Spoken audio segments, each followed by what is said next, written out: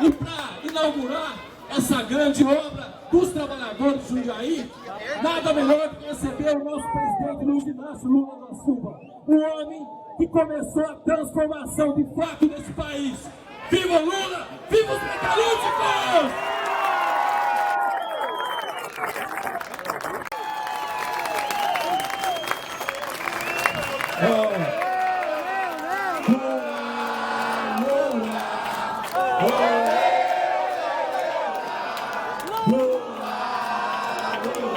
Agora eu vou passar para Adilson Freire aqui. Adilson Freire, vamos lá, Adilson. Essa coisa de saber falar bem em público, Eliseu sabe bem, eu sou profissional do ramo, sou jornalista, radialista faz 34 anos. Mas, porém, todavia, contudo, a gente fica pequenininho quando esse homem abre a boca para falar. Vem aí! O maior presidente da história desse país que o Barack Obama falou. Esse é o cara! Esse é Luiz Inácio Lula da Silva!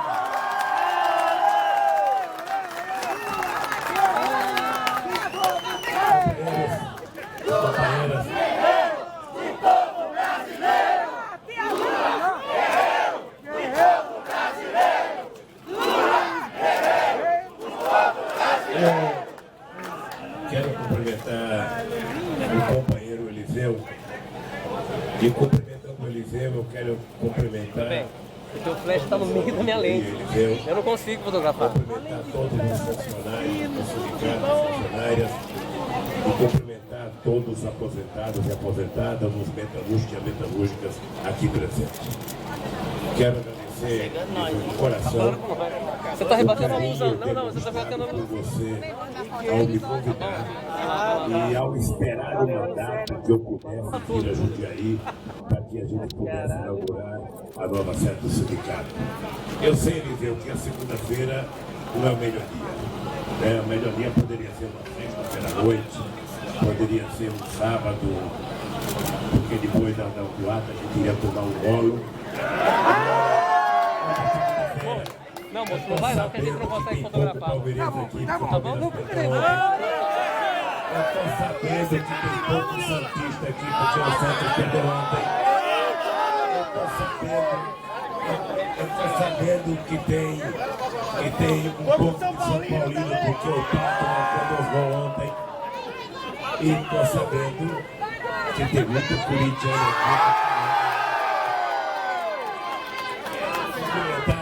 Querido companheiro Pedro Bigardi, o nosso querido prefeito de Jundiaí, e dizer para vocês que eu sinto orgulho, Pedro, de ter dado um milésimo de contribuição nessa tua vitória, com a participação naquele último comício, porque foi um comício realmente onde eu saí daqui dizendo o Pedrão ganhou as eleições em Jundiaí. Cumprimentar o companheiro Durval Orlato, que é o vice-prefeito de Jundiaí. Quero cumprimentar o querido companheiro Magrão, ex-presidente dos metalúrgicos de Osasco e presidente da Federação dos Metalúrgicos do Estado de São Paulo. Quero cumprimentar o Ricardo Bocalon, o nosso querido prefeito de Itupeva, que falou 30 segundos com vocês aqui. E quero cumprimentar o Gerson Sartori, o nosso querido presidente da Câmara, além de cumprimentar o companheiro Pereira, presidente do Sindicato dos Metalúrgicos de Guarulhos, do Paulo Camoto, ex-diretor do Sindicato de São Bernardo, ex-presidente do SEBRAE e presidente do Instituto Lula. Quero cumprimentar cada companheiro e cada companheira aqui presente e passar isso para mim. Quero cumprimentar os vereadores aqui presentes, quero cumprimentar os secretários, mas eu queria, sobretudo, cumprimentar cada mulher,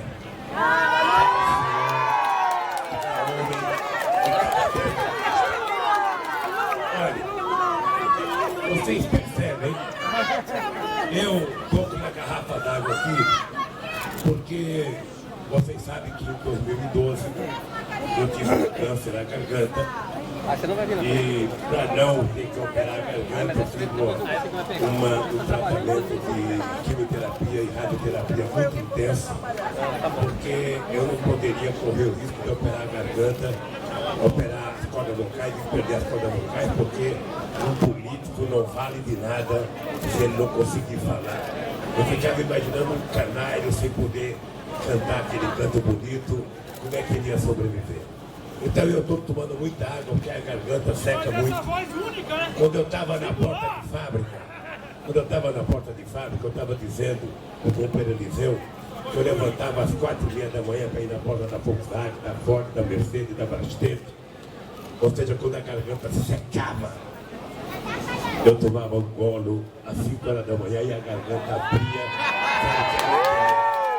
Agora, eu estou aqui na água e tenho que me contentar com água porque é mais saudável. E eu queria dizer umas palavrinhas para vocês. Eu devo tudo que eu sou na vida à elevação de consciência política da classe trabalhadora brasileira. Eu sempre disse, companheiro prefeito, que cada vez que um trabalhador metalúrgico evoluía 1 milímetro, eu evoluía 1 milímetro. E eu dizia todo santo dia para quem quisesse ouvir, quando as pessoas perguntavam por que tinha acontecido tal coisa comigo, eu sempre dizia, eu sou o resultado do crescimento da consciência política da classe trabalhadora brasileira. Até que na famosa greve de 1980, eu disse uma coisa que eu vi escrita aí no teu sindicato, que ninguém nunca mais ousasse duvidar da capacidade de luta da classe trabalhadora brasileira. Um dia desse, Magrão, eu fui convidado para ir nos Estados Unidos fazer um debate com o movimento sindical nos Estados Unidos. Eu não sei se você sabe que os Estados Unidos é um país que a gente é informado que o sindicato tem muita força, mas eu não sei se você sabe que lá, por exemplo, a Nissan não permite que os trabalhadores se sindicalizem. E quando ele se sindicaliza, ele é mandado embora. E o presidente da Nissan, lá no estado americano, é um brasileiro. Então eu fui lá fazer um debate com eles me contaram a história, e eu estava dizendo para o sindicalista americano por que eles não criaram um partido político, já que eles fizeram até uma revolução, a guerra da secessão, por que eles não criaram um partido político para que os trabalhadores tivessem uma representação maior. Eles disseram que nunca pensaram nisso. E eu disse, pois um dia eu pensei. Um dia, em 1978, esse país tinha um presidente chamado Geisel, tinha um ministro do trabalho chamado Arnaldo da Costa Prieto, e eles resolveram fazer uma lei criando categorias essenciais. O que eram as categorias essenciais? Eram aquelas categorias que por lei não poderiam fazer greve. Bancários, professores, frentistas de posto de gasolina. E eu então resolvi me rebelar contra essa lei, porque eu dizia, se tem alguma categoria que é essencial e não pode fazer greve, essencial também deve ser o salário dessa categoria, para que ela não precise fazer greve. Se eu considero uma categoria essencial apenas do ponto de vista do serviço que ela presta, eu estou cometendo um equívoco. E fui a Brasília. Na época o governo ameaçou, quem vier a Brasília, eu vou caçar do sindicato. Isso foi dito no pronunciamento na televisão em 1978. O que eu fiz? Eu pedi licença do sindicato, dei posse ao meu vice, que era o Rubão, e fui para Brasília. Quando eu cheguei em Brasília, eu fui visitar a Câmara dos Deputados. E fui em centenas de gabinetes. Na verdade, não foi muito dirigente sindical que foi comigo, não. Porque o pessoal também tem medo. Então nós fomos, acho que 3 ou 4 sindicalistas a Brasília. Tinha muita gente que marcou comigo no aeroporto e não apareceu até hoje. Mas não tem problema, não tem problema. Na luta é assim mesmo, na luta tem uma pessoa que só consegue subir um degrau, tem outro que consegue subir 2, tem outro que sobe 3, e assim a gente vai juntando os pedaços. Aí em Brasília, meu caro Pedro, eu fui em vários gabinetes.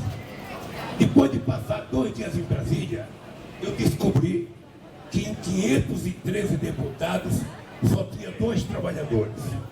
O Benedito Marcílio, que era presidente do Sindicato dos Metalúrgicos de Santo André, e o companheiro do PCdoB, Aurélio Pérez, que era metalúrgico de São Paulo e trabalhava na Calói e era deputado federal.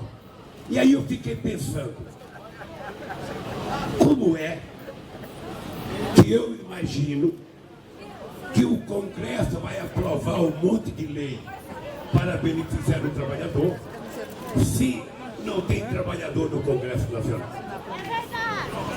É preciso que a gente tenha pelo menos uma turma de gente lá defendendo a gente.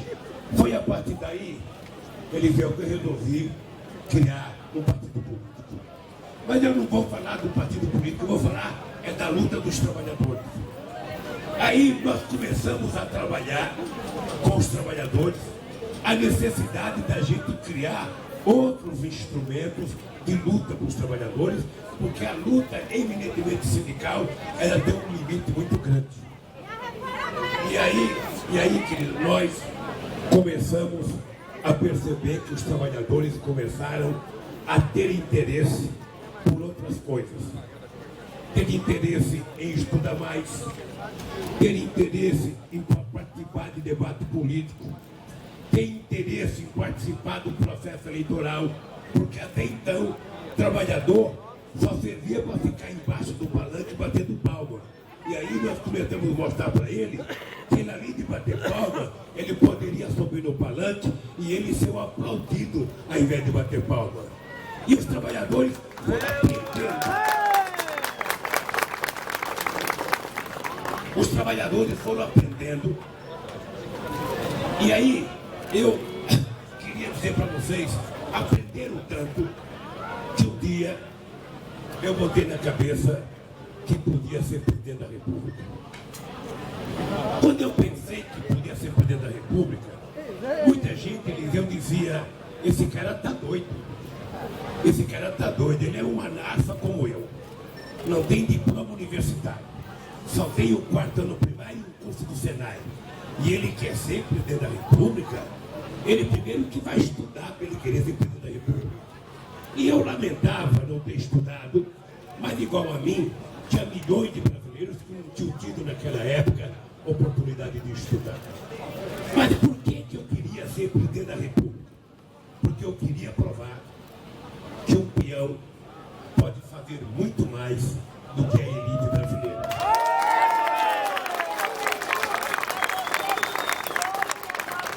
E eu não pensava muito grande não, Eliseu. Na campanha que eu fiz em 82 para ser governador de São Paulo, não sei se você lembra, eu fiquei em 4º lugar. Estava em Eu Rio perdi Preto. do Montoro, perdi do Reinaldo de Barro, perdi do Jânio Quadros, fiquei em 4º lugar. E aí eu pensei em desistir da política. Eu falei, esse negócio de trabalhador, votar em trabalhador, não é verdade. Sabe? Eu passava na rua, eu estava falando assim, ô Lula, cumprimenta o trabalhador da construção civil. E eu achava que ele ia ficar todo feliz, ele fazia assim. Eu ia para o interior de São Paulo, ô Lula, cumprimenta o cortador de cana. Ele fazia assim para mim. Eu falava, algo está errado. Ou seja, eu quero participar da política para ajudar esse companheiro e ele está fazendo assim para mim. Na primeira eleição até perdi dentro da fábrica. Aí eu pensei em desistir. Eu falei, esse negócio de ser candidato não dá certo, trabalhador não vota em trabalhador, sabe? É diferente. Aí eu vou contar uma história para vocês. Passou 5 anos. Aí em 85 eu fui para Cuba. E eu cheguei em Cuba, foi a primeira vez que eu tive contato com o Fidel Castro, e ele perguntou para mim, como é que está a política, Lula? Como é que está a política, companheiro Lula? E eu falei com ele, não está bem, porque eu perdi as eleições e tal. Bem, o dado concreto é que quando eu contei minha história, o Fidel falou assim para mim, ô Lula, você não pode desanimar, sabe por quê? Não tem na história da humanidade nenhum trabalhador que já teve 1.200.000 votos. Você é o primeiro trabalhador a ter 1.250.000 votos. Portanto, meu caro, não desista que você é um vitorioso. E eu, que era o quarto colocado, vou ter vitorioso. Eu falei,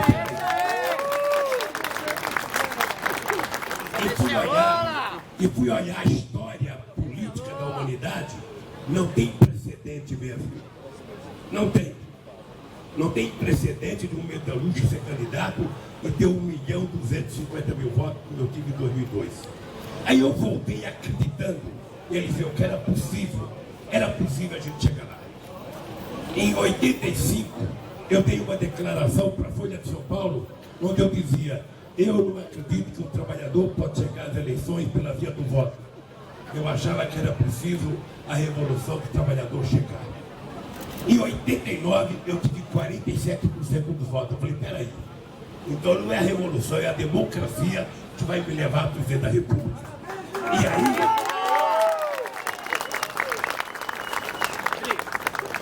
perdi aquela eleição do Collor, vocês sabem como foi, né?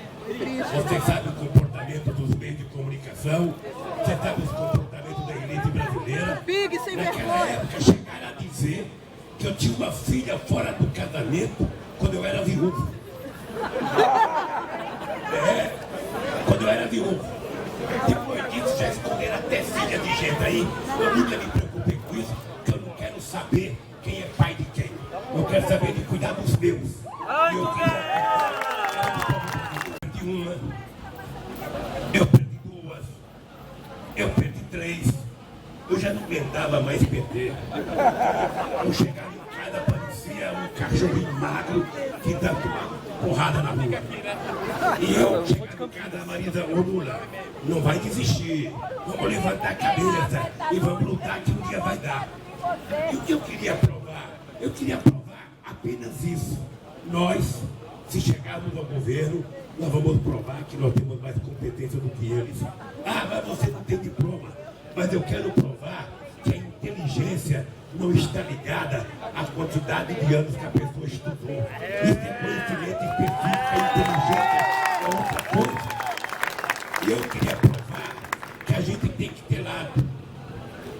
Pois bem, eis que um dia o povo, de tão cansado de apanhar, me elegeu. Me elegeu, Eliseu, eu não acreditava nisso. Eu me beliscava, a Marida se beliscava, e eu beliscava e não me beliscava. A Marida me beliscou tanto que até um dedo meu subiu. Até eu acreditar que eu era presidente da República. E aí, você imagina quando eu cheguei naquele palácio do Alvorada, aquele imensidão daquela casa, parecia um campo de futebol. E não foram poucas as noites que eu, Magrão, ficava pensando, será que vai dar certo? Será que eu não vou frustrar o povo brasileiro? Será que a gente não vai errar? É que fez a CLT para nós. Que foi o cara que criou a Petrobras. Que foi o cara que criou a Eletrobras. Que foi o cara que criou o Banco Nacional de Desenvolvimento. E esse cara governou o Brasil durante 15 anos, que foi o Juscelino. Depois ele saiu em 45, votou em 50, eleito pelo voto do povo. E 4 anos depois, ele se matou, que foi o Getúlio Vargas. Ele se matou porque não aguentou 4 anos de democracia. Depois veio o Juscelino Kubitschek. Primeiro veio o João Goulart. O Jânio Quadros, não vou falar que renunciou, mas o João Goulart. Obrigaram que ele saísse, porque ele falava numa tal de reforma de base, que era garantir benefício para o pessoal que trabalhava no campo. Aí veio o Juscelino. Ele dizia para o Juscelino não pode ser candidato. Se for candidato, não pode ganhar. Se ganhar, não pode tomar posse. E se tomar posse, a gente vai derrubar ele. Pois bem. A UDN. Eu fui para um ato público em 2005 e eu disse o seguinte: eu não sou Getúlio, não vou me matar. Eu não sou João Goulart, não vou sair. Não sou Gênero, não vou renunciar. Se esses caras quiserem brigar comigo, eles vão brigar na rua desse país, que eles vão saber como é que funciona a classe trabalhadora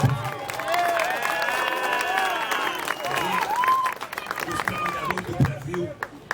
Os trabalhadores do Brasil criaram um adesivo que dizia o seguinte: mexeu com Lula, mexeu comigo. Andava por esse país inteiro, onde eu chegava tinha esse adesivo, tinha carro, tinha bandeira. É o meu grupo. Pois bem, qual é o orgulho que eu tenho? O orgulho que eu tenho, Eliseu, é que certamente nós não conseguimos fazer tudo o que precisava fazer. Muitas vezes a gente passa a nossa passagem pela terra e a gente não consegue fazer tudo o que a gente queria fazer. Eu estou casado com a Marisa há 40 anos. Até hoje eu não consegui fazer tudo que eu prometi para a Marisa, mas ela sabe que não foi falta de vontade.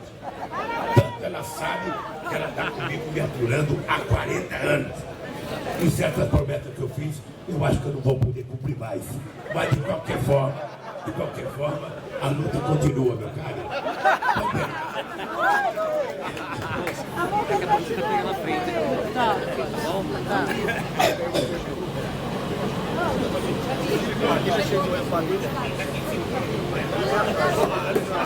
Então, companheiros,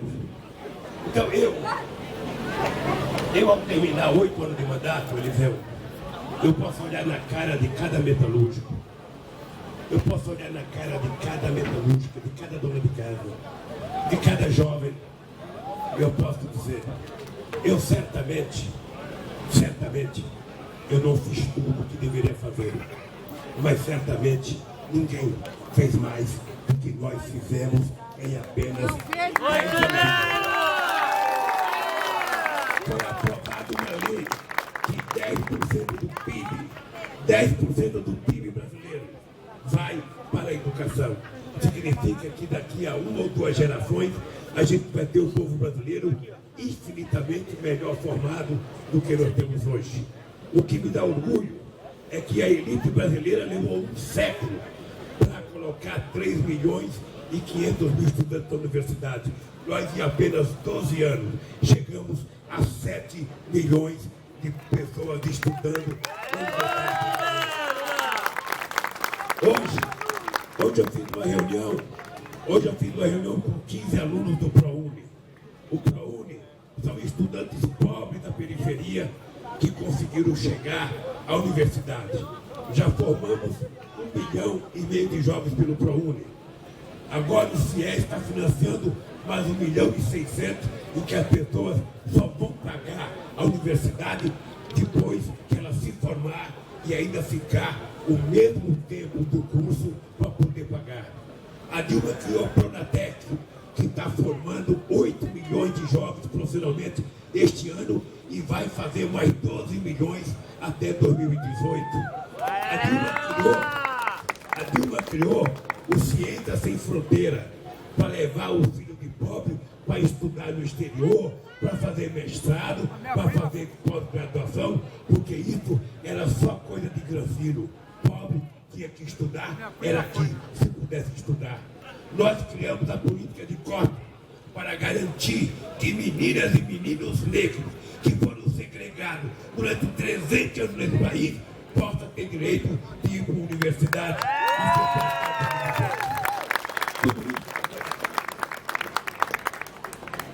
Tudo isso me dá orgulho de ter passado pela presidência da República. E quando o companheiro Eliseu fala da companheira Dilma, eu quero terminar, Eliseu, dizendo para você, você tem razão. Você tem razão porque, olha, eu conheço muita gente. Se você imaginar de Geisel, de Figueiredo, de Collor, de Sarney, de Itamar, e tantos presidentes, Fernando Henrique Cardoso, eu posso dizer para vocês, nenhum tem um caráter que tem a companheira Dilma e nenhum tem um compromisso.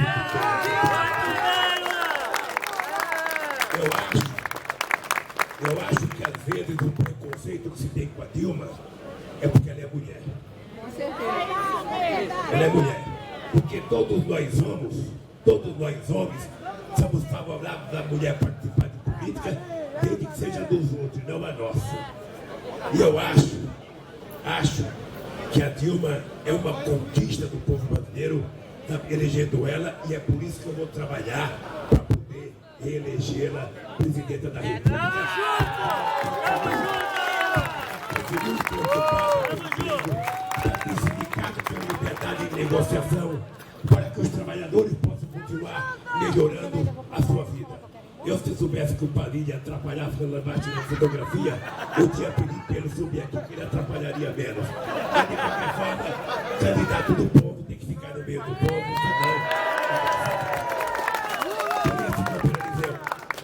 eu não preciso dizer para ninguém que o Padilha é candidato a governador. Não vou dizer, porque me disseram que eu não posso falar de política aqui. Mas como você falou da Dilma, eu me sinto na obrigação de falar do companheiro Padilha que está aqui entre nós. Mas, companheiro, eu quero terminar dizendo o seguinte: olha, Liseu, eu fiquei emocionado. Eu acho que o museu que você fez aqui, Maria, você precisa depois visitar. Ele fez a entrada do sindicato ao museu que conta a história do trabalhador. É uma coisa simples. Não contratou a Fundação Roberto Marinho, não contratou cara especialista do mundo. Ele contratou 2 piauzinhos aí que fizeram o museu, Marinho, que conta a história do aço 6 mil anos antes de Cristo. Caraca, o cara foi longe. De qualquer forma, eu quero te agradecer, Liseu, te agradecer pelo carinho, pela lembrança de me convidar e trazer tanta gente importante, porque se fosse só eu, mandei aqui o Marinho, veio o nosso vídeo, que é o presidente do PT, foi prefeito de Osasco, está aqui o Pereira de Guarulhos, está o Magrão, está vários prefeitos aqui, e ainda mais, você conseguiu, na segunda-feira, na hora da novela, fazer tanto homem e tanta mulher aqui. Eu sou obrigado a terminar dizendo: você é um cara muito bom. Parabéns.